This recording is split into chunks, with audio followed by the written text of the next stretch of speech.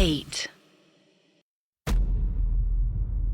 ये जो अभी हम लोग जिस टॉपिक के ऊपर बात करने जा रहे हैं हर्ष, इसका फैसिनेशन अगर मैं कहूँगा तो मुझे लगता है अभी जो हमारे रेगुलर लिसनर्स हैं तो वो उनको तो आइडिया हो गया होगा कि इसका इंस्पिरेशन कहाँ से है। ओके ये जो हम लोगों ने और ख़ासतौर पे मैंने जो लगातार टर्किश फिल्मों के रेफरेंस दिए हैं यहाँ पे, डबे वन डबे वो, और चाहे वो सेकेंड हो या जो भी हो, जी तो आई मीन हाँ रियलिटी ये है, आई एक्सेप्ट कि मुझे टर्किश हॉरर पहली बात तो बहुत ज़्यादा पसंद आते हैं एंड आई थिंक वो म्यूचुअल है, शायद आपको भी पसंद आते हैं। बिल्कुल बिल्कुल गोरी भी और होते हैं काफी गोरी होते हैं और बड़े रियलिस्टिक होते हैं, बड़ा अगर आप उनको देखोगे तो बहुत उसमें वीएफएक्स वगैरह काम, स्पेशल इफेक्ट्स का काम थोड़ा कम है जी प्रोस्थेटिक्स वगैरह ज्यादा होते हैं तो बड़ा रियल लगता है, बहुत ज्यादा रियल लगते हैं, थोड़ा लो कनेक्टेड बजट लगते टाइप हैं का लगता है, जी। तो थोड़ा ना आपको लगता है कि लाइक ऑन द फेस हो रहा है वो चीज। और काफी मतलब क्रियाओं का जिक्र होता है तो और ज्यादा कनेक्टेड लगते हैं कि यार कांच तोड़ के पी लिया, ये कर लिया, वो कर लिया, बड़े कॉमन टाइप की चीजें होती है लेकिन डरावनी होती है थोड़ी, ऐसा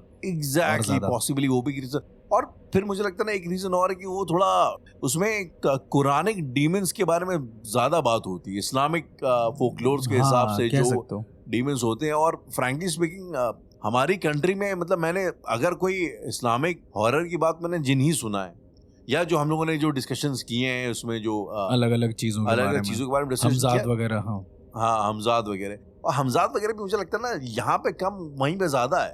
मतलब इंडिया में तो जहाँ तक लोग जिनकी ही बात करते हैं, इंडिया में सिर्फ जिन ही जानते हैं लोग कि यही होता है और कुछ होता भी एग्जैक्टली नहीं। इंडिया में लोग जिन ही, जी। और फ्रैंकली स्पीकिंग मैं भी ओके तो जब हम लोगों ने पैरानॉर्मल पॉडकास्ट वगैरह करना शुरू किया and as because my wife is also Muslim, जी तो उनके साथ बैठ के और जब बातचीत को और करने के बाद मुझे समझ में आया कि लाइक इस्लामिक फोकलोर्स भी काफी हैं, उसमें भी बहुत सारी एंटिटीज हैं, चीजें हैं वगैरह वगैरह वगैरह, सिर्फ बिल्कुल जिन जिन्नात और वो नहीं है खाली परियां और ये वो। तो ये एक और रीजन था, मतलब वो एक ऐसा एक यूनिवर्स आपके लिए ओपन हो जाता ना वाली चीज, जो आप इस तरीके से कि आपके घर के अंदर एक दरवाजा था जो हमेशा से बंद था, जब आपने खोला तो पता लगा रहे इसके अंदर अलग दुनिया है, बहुत कुछ है। हाँ। तो कुछ वैसा सा मुझे टर्किश हॉरर्स देखने के बाद एहसास हुआ। जी and of course once again जो कॉमन कनेक्शंस होते हैं चीजों के हमारे, जैसा कि आपने बताया जो उनके तंत्र का जो सिद्धांत है, चीजें हैं टोटके जो वो लोग करते हैं काफी सिमिलर होते हैं, मतलब काफी सिमिलर होते हैं तरीके, तौर तरीके, आपको चीज समझ में आती हैं।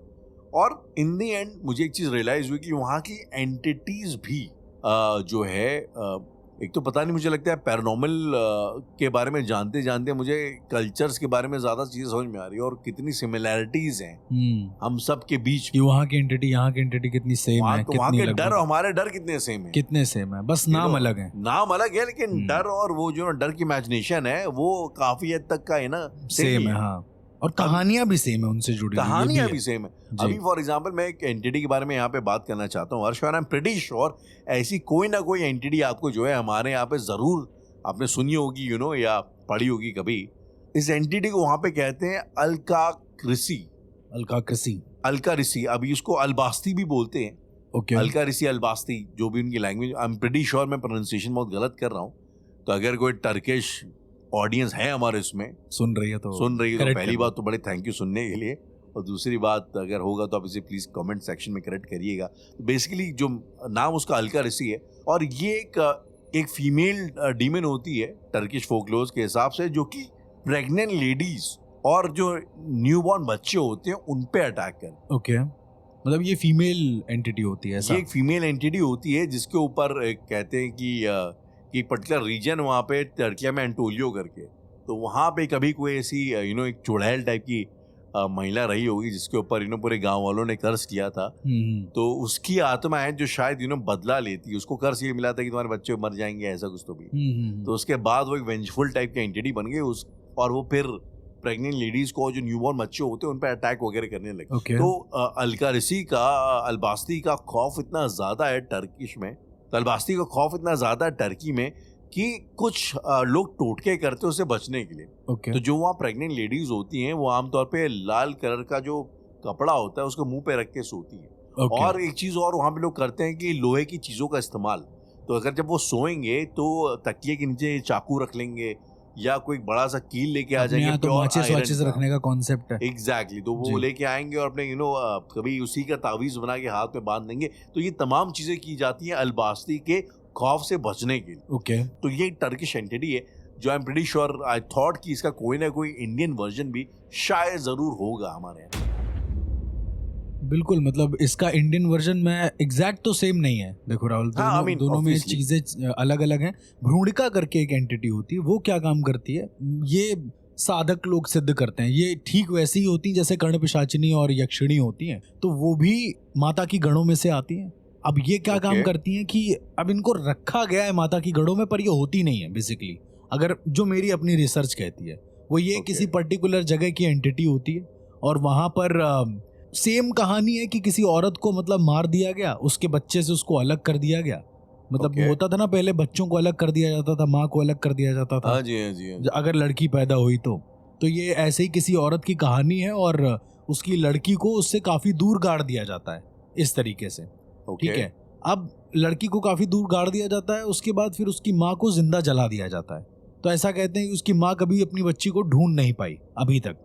तो वो भ्रूणिका बनकर हर घर में जाती है, और जो प्रेग्नेंट इंसान होता है या फिर जो प्रेग्नेंट लेडी होती है उसकी भ्रूण चेक करती है, उसके Check पेट, करती है? मतलब चेक एज इन उसको ऐसा लगता है औरत को एक रात को कि ये कोई औरत आई है, प्रॉपर उसके पेट में हाथ लगाकर देख रही कि कहीं वो उसी की बच्ची तो नहीं है। ओके, वो चेक करती कहीं मेरी बच्ची तो नहीं है। एग्जैक्टली। और अगर चेक करते समय ये जो लेडी है जो जिंदा है, इसने अगर कोई भी हरकत कर दी तो इसका भ्रूण खत्म हो जाएगा, इसका पेट में ही बच्चा मर जाएगा।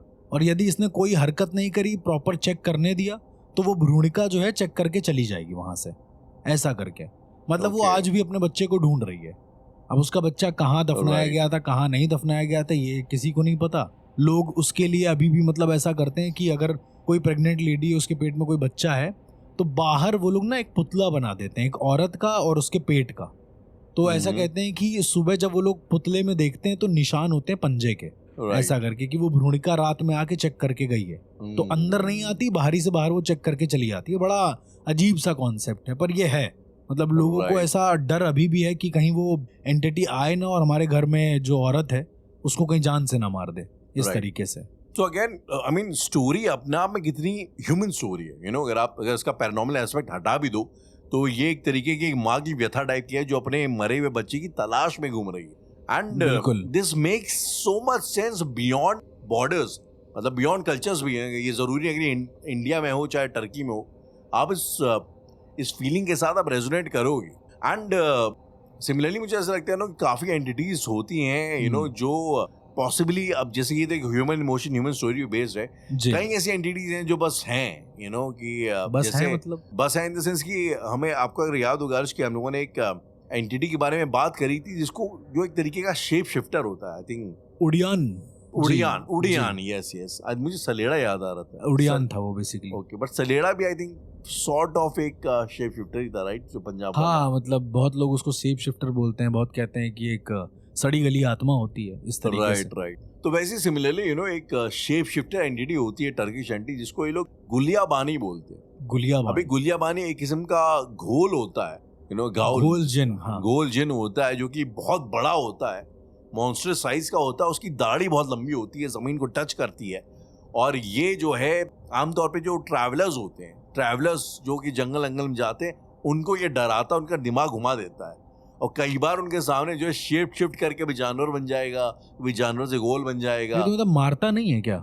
ये मारता entity? नहीं है, ये अच्छा। मारता नहीं है, लेकिन इसके सानिध्य में आकर के आप पगला जाओगे। ऑब्वियसली अब इस तरीके का माहौल देखोगे जी। तो आप खुद ब खुद या तो हार्ट अटैक से मर जाओगे या फिर पगला जाओगे। हम्म। तो कई बार इसके जो शिकार होते हैं वो जंगल के बीच में, यू नो, कुछ बड़बड़ाते हुए और पगला के, बेसिकली पगलाने के बाद पाए जाते हैं। अच्छा, तो ये कुल मिला कुछ ऐसी एंटिटी है शेप शिफ्टर का भी तो यही काम होता है। वो आता है बस केवल अपने आप का हल्का सा दिखाता है, और वो उसके बाद इंसान, आपने एक वो रिसेंट में, पता नहीं मुझे एग्जैक्ट याद नहीं है, एक प्लेन की वीडियो वायरल हुई थी जिसमें एक लेडी बैठी हुई है और अचानक से क्या होता है कि वो उठती है, ठीक है, और वो एयर होस्टेस को बुलाती है और बोलती है कि ये जो लेडी बैठी है इसको भगाओ यहाँ से, इसको हटाओ यहाँ से, इसका चेहरा बदल रहा है पूरी तरीके से। और ये 2-3 लोग नोटिस करते हैं, प्रॉपर वीडियो पड़ी हुई है, और वो चिल्लाती, मतलब एक होता है डर, मतलब एक होता है इंसान फेक कर रहा है कि इसका चेहरा बदला है, इसको हटाओ, वो इतनी डरी होती है कि वो 3-4 कुर्सी पीछे खिसक जाती है, ऐसा करके। और थोड़ी देर बाद ना वो जो औरत बैठी जिसको वो पॉइंट कर रही होती है, वो उस पूरी प्लेन में से गायब हो जाती है। कहाँ गायब होती है किसी को नहीं पता, वो क्या बन जाती है किसी को नहीं पता। तो ये शायद एक शेप शिफ्टर्स तो मतलब मेरे हिसाब से तो होते हैं, वो केवल हल्का सा अपना अस्तित्व दिखा के भ्रमित कर देते हैं लोगों को, शायद इंसान उतने में ही पागल हो शायद। जाए। और कई बार उनके साथ कुछ ना चीजें एसोसिएटेड भी होती हैं। अब जैसे गुलिया बानी के साथ आई थिंक एसोसिएटेड जो मिथ है वो कुछ ऐसा है कि कई बार ये इसको वो बोला जाता है, ये कब्रिस्तान का चौकीदार किस्म का होता है। ओके। तो बेसिकली ये जो जंगल के अंदर जो लोग दफन हो जाते हैं और एक तरीके का कब्रिस्तान बन जाता है, तो ये उसके आसपास रहता था कि वो सुकून से रहें, ऐसा कुछ तो भी। अच्छा, तो मतलब वहीं पे गार्ड कर रहा है वो उन लोगों वो को। हाँ एक तरीके से गार्ड करें। आपको याद है हम लोगों ने एक क्षेत्रपाल करके एक कॉन्सेप्ट के ऊपर बात जी करी जी थी। बिल्कुल। आई थिंक जो वो हैं भैरव जी। भैरव जी तो क्षेत्रपाल हैं ही, लेकिन जो वारा अवतार वाले जो जिनके ऊपर वो होता है यार, हाँ हाँ, पंजुर्ली देव। पंजुर्ली देव, तो वो भी एक तरीके के क्षेत्रपाल है। मुझे ऐसा लगता है कि शायद ये गुलिया बानी में एक किस्म का जंगल के कब्रिस्तानों का क्षेत्रपाल किस्म का है। अब डेमी गॉड होता है क्या, या फिर या एंटिटी? डेमी वो गॉड तो नहीं है, लेकिन अच्छा। आई थिंक जैसे शायद गण वाला कॉन्सेप्ट होता है हमारे में, कुछ शायद गण वाला कॉन्सेप्ट। आई थिंक गॉड का कॉन्सेप्ट वैसे भी इस्लाम में है नहीं उस तरीके का। हाँ, तो हाँ, कोई वो भी। डेमी गॉड टाइप की चीज तो वो वैसे भी नहीं मानते हैं। बट ठीक है, आई okay। Think it's an entity, और कुछ गढ़ टाइप की एंटिटी है जो कि दिखने में बड़ी खौफनाक होती वैसे घोल की जब बात करते हैं राहुल, हम लोगों ने जी। एक बार पूरा एपिसोड भी करा है घोल के ऊपर। है।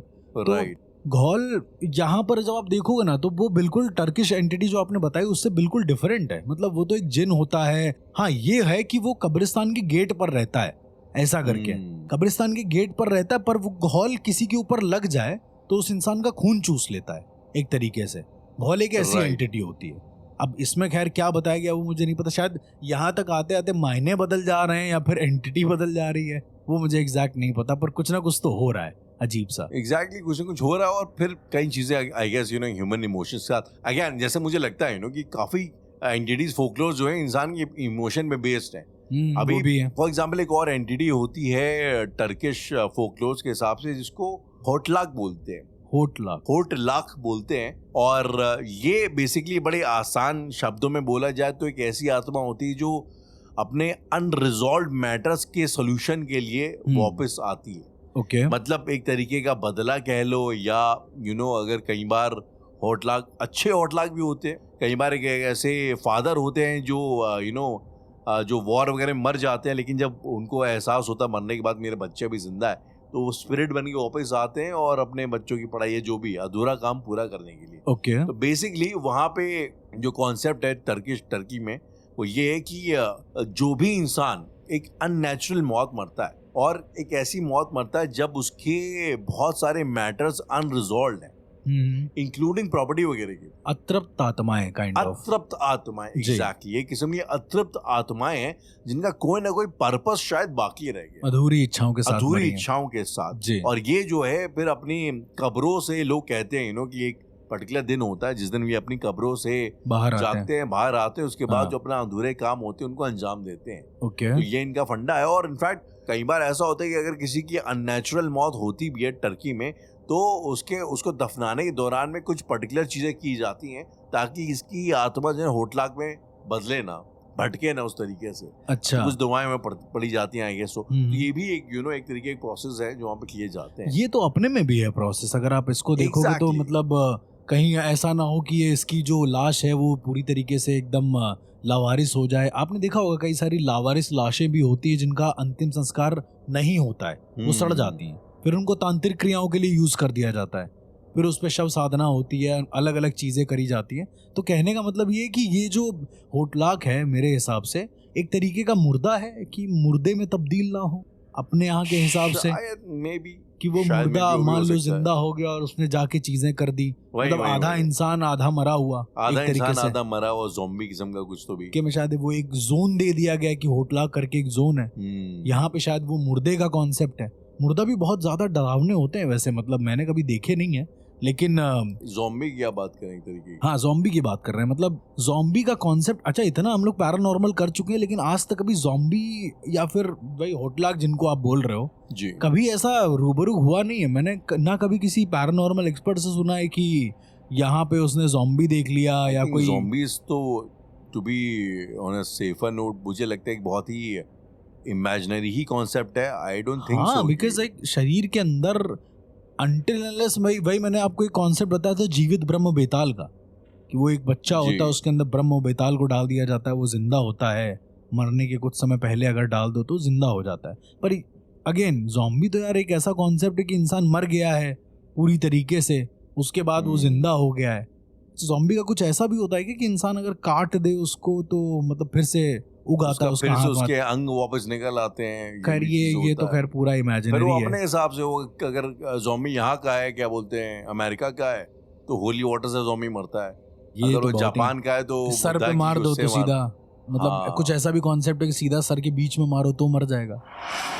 ये भी इस तरह के शायद ये भी कॉन्सेप्ट होता दिखाया होगा गया। अभी, खैर ये इमेजिनरी है, इस तो पे गुल्ला तो का नो ज़ॉम्बीज कमेंट्स। मुझे लगता है इमेजिनरी एंड यार जी। फ्रैंकली स्पीकिंग पैरानॉर्मल के फोकलोर्स में क्या रियल है क्या इमेजिनरी, ये भी शायद इसको अलग कर पाना थोड़ा पॉसिबल है, मुश्किल हाँ, नहीं है। पॉसिबल नहीं है एक तरीके से। अभी फॉर एग्जांपल अब ये जो एंटिटी है टर्की की, अगेन ये थोड़ा सा एक लेसर नोन एंटिटी है, बट अब क्या है, मुझे ऐसा लगता है कि कई बार एंटिटीज खाली हमारे उस डर का एक पर्सोनिफिकेशन होती है जी। या आपका जो डर उसको जीवंत कर दिया गया है। तो कुछ कुछ वैसा ही है। इस एंटिटी का नाम होता है मीगन। तो ये टर्किश फोकलोर की एक बड़ी अननोन सी एंटिटी है, ओके। लेकिन मुझे बड़ी इंटरेस्टिंग लगती है क्योंकि ये जो है ना, जैसे हमारे में एक कॉन्सेप्ट हम लोगों ने डिस्कस किया था, उसका नाम मुझे याद दिलाइएगा, जो कि लोगों को छलावा। जी, बेसिकली मीगन टर्की का छलावा है। वो बेसिकली क्या करता है, ये ऐसे इलाकों में, केव्स हो गई जंगलों में, चाहे खंडर वगैरह हो गया, उसके आसपास मीगन रहता है। और ये अगर आप इसकी रेंज में आए और इसने आपका डर सूंघ लिया, मीगन डर सूंघ लेता है। अच्छा, मतलब भाप जाता है कि वो भाप जाता है, वो आपका डर सूंघ लेता है। उसके बाद सूंघने के बाद वो आपको आपके डर के जोन में लेके जाता है, आपको वही चीजें एम्पलीफाई करके दिखाता है और सुनवाता है, जिससे आपका खौफ बढ़ता है, जिससे आप ऑलरेडी डरते हैं। अगर आपको मान लो स्पाइडर्स वगैरह डर लगता है तो अचानक आपके जहन में ना बहुत बड़े बड़े उसको हाइटन कर देगा, ये एक तरीके का जिन होता है, इविल स्पिरिट होता है, जिसका काम ही होता है आपके डर को करना। और मीगन से और वो कंफ्यूज करेगा बहुत ज्यादा।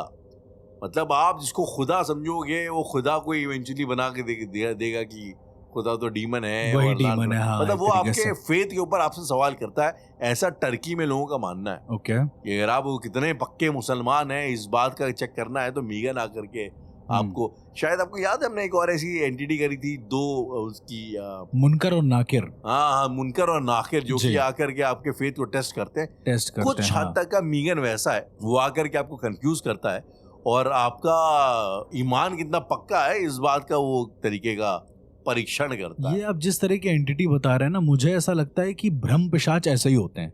एक ब्रह्म पिशाच भी होते हैं, बेसिकली मतलब ये ब्रह्म नहीं होते हैं, ये ब्रह्म पिशाच होते हैं। ये आपके दिमाग में भ्रम पैदा करते हैं बहुत गंदे तरीके से। आपने पीपल के पेड़ के बारे में तो बहुत सुना होगा ना, कि यहाँ पर भूत रहते हैं, यहाँ पर ब्रह्मदेव रहते हैं, इस तरीके से।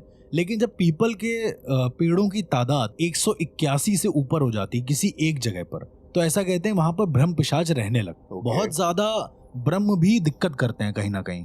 तो ऐसा कहते हैं कि जब कोई इंसान उन जंगलों के बीच से गुजर रहा होता है, या फिर जहाँ पर, अच्छा वहां पर चंदन का होना बहुत जरूरी है। अगर चंदन है और पीपल का पेड़ है, ये दोनों का कॉम्बिनेशन है, तो ऐसा कहते हैं कि ब्रह्म पिशाच आपको भ्रमित करता है।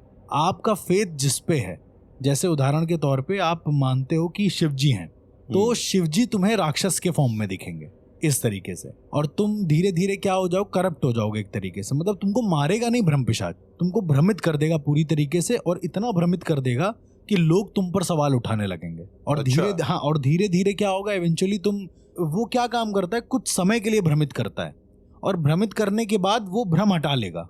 ये और ज्यादा डेंजरस होता है। भ्रमित करेगा, तुम उल्टे सीधे काम करोगे, अलग अलग तरीके के काम करोगे, फिर अचानक से जैसे ही भ्रम हटेगा और तुम्हारे आंखों के सामने ये आएगा कि तुमने क्या क्या किया, तो तुम इतना डिप्रेशन में चले जाओगे कि खुद को मार डालोगे। तो भ्रम पिशाच का काम ये है कि वो किसी के ऊपर लगेगा नहीं, वो बस इतना भ्रम में डाल देगा कि थोड़े बहुत कंफ्यूज करेगा कुल मिला के। बहुत केसेस ऐसे सामने आए हैं राहुल, जहां पर इंसान इस हद तक भ्रमित हो गया है कि उसने अपने ही बच्चे को मार डाला है, और जैसे ही उसका भ्रम टूटा है तो वो ये सोच रहा है कि उसने अपने बच्चे को मारा क्यों, आउट ऑफ नोवेयर।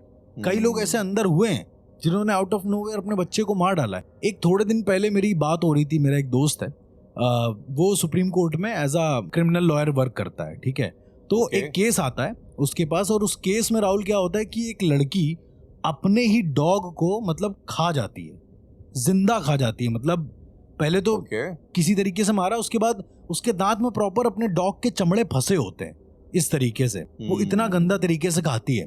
तो लोग जब पूछते हैं ना, मतलब वहां पे आके इन्वेस्टिगेशन होता है कि क्यों किया, तो कह रही मुझे पता नहीं, मैं अपने डॉग से बहुत प्यार करती हूँ, मुझे पता नहीं मैंने किया क्यों ये। और वो उस गम में अभी भी जेल के अंदर है, मतलब पता नहीं किस उसमें चली गई ट्रांस में। लेकिन जब वो खा रही थी तब उसको ये अंदाजा नहीं था।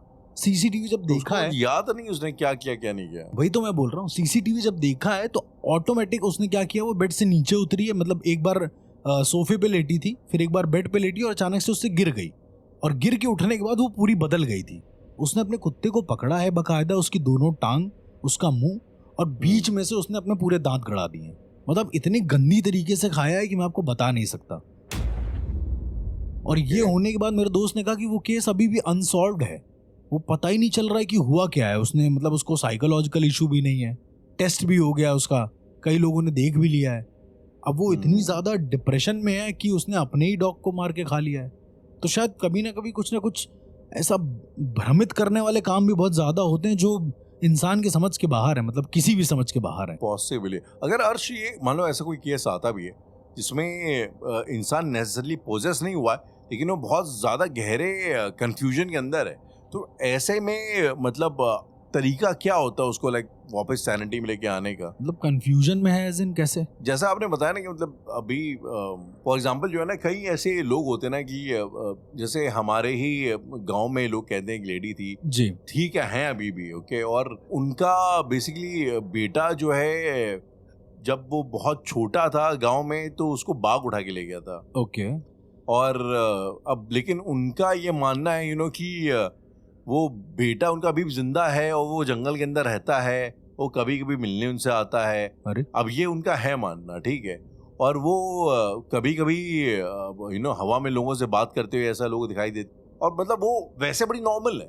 मतलब उनका जो बाकी काम, इनफैक्ट वो काफी टाइम तक का एक मतलब प्राइमरी स्कूल में टीचर भी नहीं, अब तो खैर काफी मतलब कोई बुजुर्ग हो गई दिमागी हैं। रूप से कोई दिक्कत नहीं है उनको उनको। दिमागी रूप से कोई दिक्कत नहीं है, वैसे एकदम पूरी नॉर्मल है, लेकिन उनका अखंड विश्वास है इस चीज के ऊपर, और जी। सब लोगों ने एक्सेप्ट भी वैसे ही कर लिया।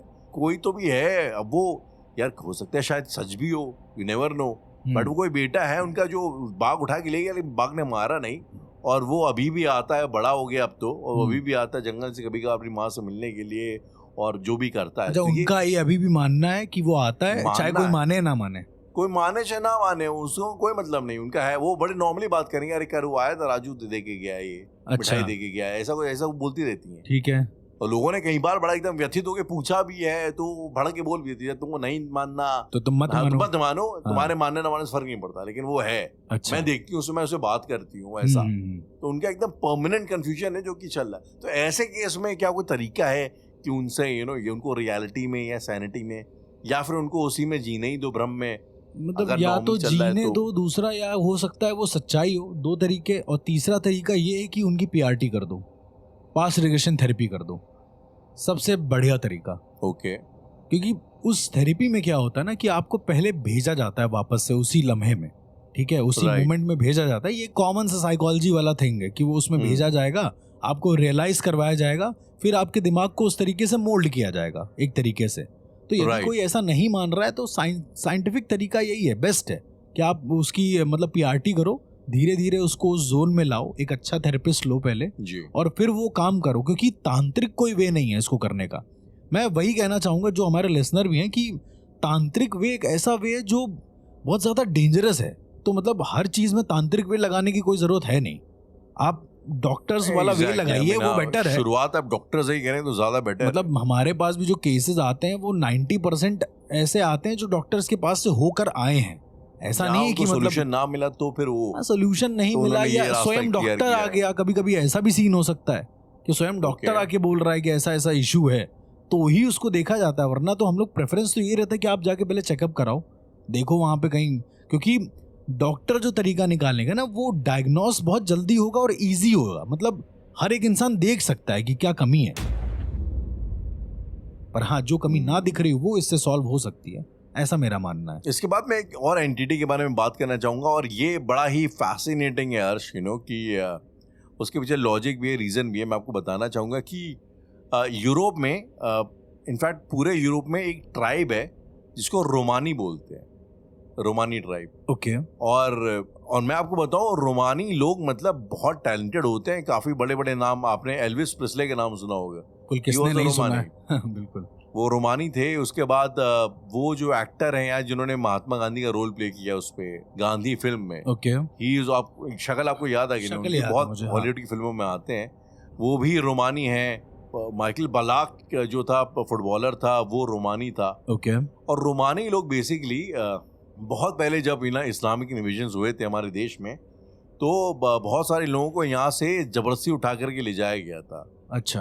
वहाँ पे हिंदू कुश माउंटेन्स के थ्रू, इंडिया से, और ज्यादातर के वेस्ट इंडिया से, मतलब गुजरात के लोगों को आमतौर पे यहाँ से उठा के ले जाया गया था यूरोप में और पर्शिया वगैरह में जो है स्लेवरी करवाने के लिए जी। तो ये वो इंडियन लोग हैं जो कि हिंदू कुश माउंटेन से होते। हिंदू कुश का नाम हिंदू कुश इसी से पड़ा। अच्छा। क्योंकि वो पहाड़ी रास्ते थे जहाँ पे कुश का मतलब होता है मर जाना, जहाँ पे हिंदुओं की मौत हुई थी।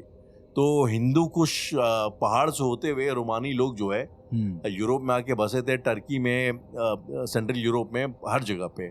और वो अपने कुछ अब बड़ा फैसिनेटिंग है, रोमानी लोग जो है ना वो बाद में क्रिश्चियन बन गए। अच्छा। लेकिन जो उनकी मदर मैरी क्या मूर्ति देखोगे वो एग्जैक्टली सेम है जैसे हमारी काली माँ की होती है। तो आज भी काली माँ की पूजा करते हैं, लेकिन उसको एक वो मदर मैरी बना करके। अच्छा। बहुत फैसिनेटिंग है। ओके। और उनकी जो ये मूर्ति पूजन है उसको जो है टर्की में ऑब्वियसली हराम माना जाता है, और उस एंटिटी को यहाँ पे इवेंचुअली उसका नाम दे दिया गया काराकेज। ओके। अब ये लोग ऐसा बोलते हैं, मुझे इतनी श्योरिटी नहीं है, लेकिन टर्की में एक एंटिटी है जिसको ब्लैक गर्ल बोलते हैं, काराकेज, ठीक है। और ये इस एंटिटी ऐसी होती है जो कि उनके हिसाब से लोगों को, खासतौर पे जवान मर्दों को सेड्यूस करती है, और सेड्यूस करने के बाद उनको मार डालती है, ठीक है। लेकिन इसका जो उनका इंस्पिरेशन है वो आया है माँ काली से, जो उसको अच्छा, कुछ काली ये काली उनका अपना मानना है।